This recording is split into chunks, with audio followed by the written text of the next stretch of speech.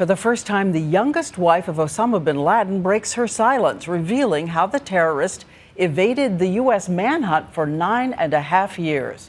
Her story made public nearly 1 year after a team of Navy SEALs shot bin Laden and wounded her. ABC's chief investigative correspondent Brian Ross back on the bin Laden beat for us tonight.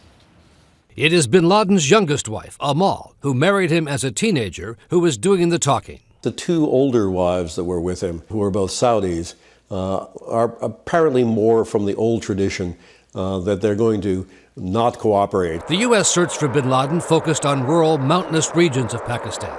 But according to the wife's account to Pakistani authorities, bin Laden outwitted the U.S. by choosing to hide in populated urban areas. So the United States was doing what came easy to it, while he was in nice homes in big cities. Over his years on the run, bin Laden lived in 4 different Pakistani cities in 5 different safe houses, even as Pakistani leaders repeatedly denied he was in the country. We don't have any information of that sort.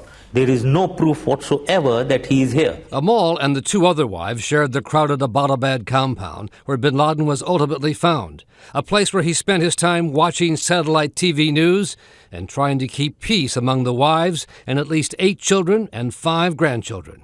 I can only begin to imagine that looked like American reality TV, that he was living some version of the Kardashians in Abbottabad. Amal was the clear favorite, the one who shared his bedroom and was shot in the leg trying to protect her husband during the U.S. Navy SEALs raid last year. That kind of self-sacrifice was something often discussed by bin Laden and other members of his family. At one point, bin Laden's young wife said U.S. military helicopters, apparently on a mercy mission following a 2005 earthquake, flew directly overhead, completely unaware that the world's most wanted man was right beneath them.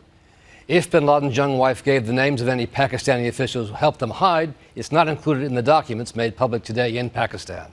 The wives are expected to be charged with violations of Pakistani immigration law next week and still have not been made available to the U.S. for a full interrogation. Still not a year later. They tried to talk quickly and they wouldn't talk at all. We still don't know all they have to say or who else might have helped them hide.